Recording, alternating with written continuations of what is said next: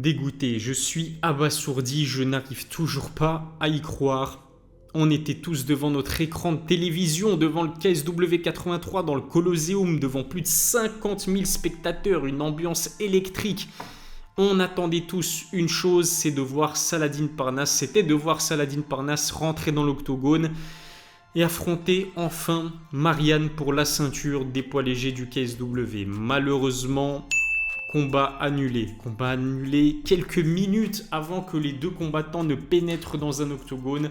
Ça ne s'est pas fait, à mon avis, ça ne se fera jamais ce combat. Il est maudit un petit peu comme Khabib et Tony Ferguson, sert dans une moindre mesure, mais quand même, voir un combat de cette importance, le co-main event de la plus grande soirée du MMA européen cette année, être annulé de cette façon, ça fait vraiment mal au cœur. J'imagine même pas dans quel état doit se trouver Saladin Parnasse. Marianne, malheureusement, s'est donc blessé au genou à l'échauffement et a dû déclarer forfait. C'est d'autant plus ralent que c'est un combat qu'on attend depuis plusieurs mois, puisque Marianne et Saladin devaient initialement s'affronter au mois de novembre pour la ceinture des poids légers du KSW et que le combat ne s'est pas fait en raison justement du forfait de Marianne pour une blessure, encore une fois, au genou, avant que 10 jours plus tard il n'enregistre une vidéo dans laquelle on l'a vu taper dans le sac. Il était en pleine forme, mais bon, on va pas remettre en cause sa parole. Marianne est blessée et le combat ne se fera pas. Je ne sais pas si vous avez vu les images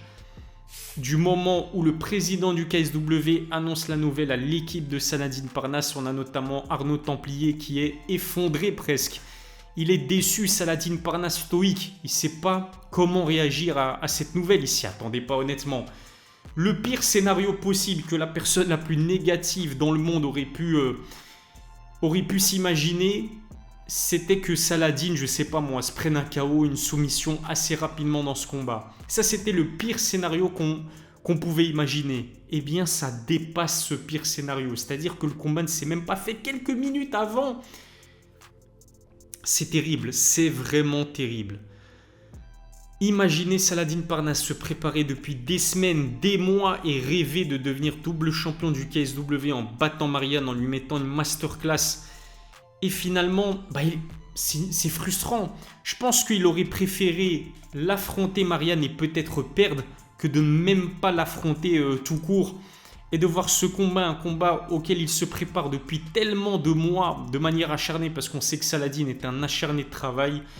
Tout ça tombe à l'eau à la dernière minute. C'est vraiment fou. Je suis dégoûté. Je suis vraiment dégoûté pour l'équipe de Saladin et puis pour Saladin Parnasse. Alors certes, la bonne nouvelle, parce qu'il y a quand même une bonne nouvelle, c'est que Saladin est déclaré double champion du KSW. Il unifie en quelque sorte les ceintures dans la catégorie des poids légers. D'ailleurs, l'autre bonne nouvelle, c'est qu'il va défendre sa ceinture fin juillet, si je me souviens bien. Donc ça, c'est plutôt sympa, c'est plutôt cool. Mais on sait qu'un compétiteur comme Saladin Parnasse, il est dégoûté. Il voulait vraiment nous prouver et se prouver qu'il était meilleur que Marianne. Parce que Marianne, ça reste un adversaire de haut standing, champion incontesté de la catégorie des poids légers. Il me semble 3 défenses de titre dans la catégorie. Un combattant et un adversaire compliqué stylistiquement parlant. Il est grand aussi, il est imposant physiquement. Saladin, il vient de la catégorie des poids plumes quand même. C'est un 66 kg de base. Et là, il montait en division face à un monstre physique comme Marianne. Il avait envie de se prouver qu'il avait la capacité de le battre et de devenir double champion du KSW. Aujourd'hui, dans le MMA moderne, être double champion, c'est quelque chose de très important. Encore plus quand vous n'évoluez pas dans les grandes organisations mondiales, même si le KSW, c'est très clairement l'organisation de MMA européenne numéro 1 en termes de compétitivité, en termes aussi d'organisation, l'organisation en tant que telle, parce que la soirée était tout simplement incroyable, très bien organisée, un public nombreux, plus de 50 000 spectateurs. Quelle organisation dans le monde, allez, on va dire quelle organisation européenne peut organiser un événement devant plus de 50 000 spectateurs? Pour moi, peut-être l'Octagone, mais en tout cas l'organisation qui est vraiment capable de reproduire cet exploit-là plusieurs fois dans l'année, c'est le KSW. Et voir son co-main event être annulé de cette façon, c'est une très mauvaise nouvelle. Pour le KSW, pour RMC Sport, pour l'équipe de Saladin Parnasse, pour Saladin Parnasse, mais aussi pour les amateurs de MMA. Il y a beaucoup de gens, beaucoup de Français qui n'ont peut-être jamais assisté à un combat de Saladin Parnasse. Ce combat, c'était aussi l'occasion pour Saladin de se faire connaître par un public plus large, que ce soit un public français comme non français aussi, parce qu'il y avait énormément de personnes qui, comme moi et qui, comme vous, étaient hypées par cet événement et qui voulaient voir ce que donnait Saladin Parnasse dans un octogone. Malheureusement, ça tombe à l'eau. C'est vraiment abusé. J'imagine aussi que l'ambition de Saladin et son équipe, c'était de devenir double champion du KSW en mettant une masterclass à Marianne et faire ensuite soit comme Mateusz Gamrot, soit comme Roberto Soldic, qui eux aussi ont été double champions de l'organisation, aller négocier avec une top organisation mondiale, que ce soit l'UFC, que ce soit le One Championship ou que ce soit le PFL.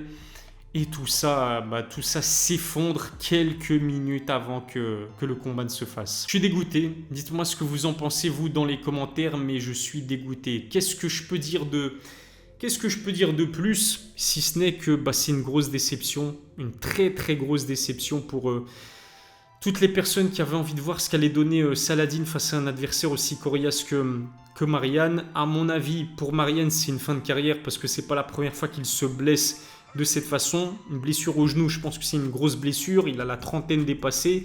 Est-ce que Marianne va prendre sa retraite? À mon avis, oui. Est-ce que Saladin va aussi réussir à devenir un champion des poids légers légitime au KSW? Ça aussi, ça risque d'être compliqué en sachant qu'il n'a jamais eu l'occasion d'affronter Marianne. C'est pas de sa faute, mais ça lui trottera même, je pense, parce qu'en tant que compétiteur comme Saladin, je pense que ça lui trottera aussi longtemps dans sa tête. Mais est-ce que l'avenir, à court terme même, j'ai envie de dire, de Saladin Parnasse se trouve au KSW? Je suis pas sûr. L'autre chose qui est plutôt une bonne nouvelle, c'est le fait de se dire que fin juillet, c'est dans pas longtemps, c'est dans un peu plus d'un mois. Et du coup, Saladin, il n'aura pas fait toute cette préparation pour rien parce que il va juste continuer à peaufiner sa préparation, à garder la forme physiquement. Il aura l'occasion vraiment de rentabiliser en quelque sorte sa longue préparation en fin juillet.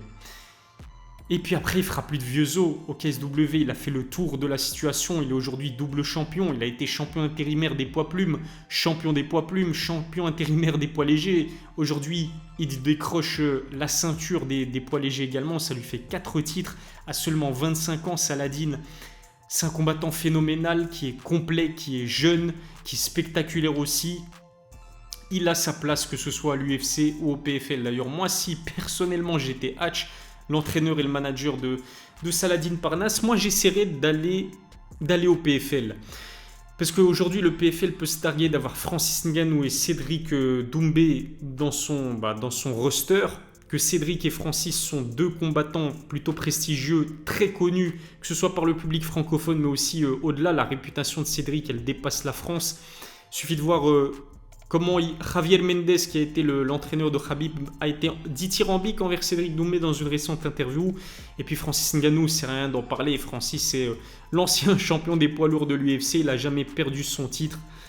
Ça vous impose quand même une organisation. Imaginez que le PFL parvienne à faire signer Saladin. On sait que Saladin au PFL risque de toucher beaucoup plus que ce qu'il pourrait toucher à court terme, en tout cas, à l'UFC. En tout cas, le Saladin a l'embarras du choix. Il lui reste plus qu'à défendre cette ceinture fin juillet et je pense vraiment que ensuite il annoncera sa signature soit au PFL, soit à l'UFC. Je pense que je vous ai tout dit. Encore une fois, je suis complètement dégoûté de cette annulation de combat. Dites-moi ce que vous pensez de cette situation tout simplement incroyable dans les commentaires. Abonnez-vous à ma chaîne YouTube. Permettez-moi d'arriver très vite à 120 000 abonnés. On n'est plus qu'à un petit peu plus de 2000 personnes pour être 120 000 abonnés sur ma chaîne. Lâchez un pouce bleu. Et voilà, gardez la pêche. Je vous souhaite de passer une excellente soirée. Je vous donne rendez-vous très vite pour une nouvelle vidéo. D'ici là, prenez soin de vous.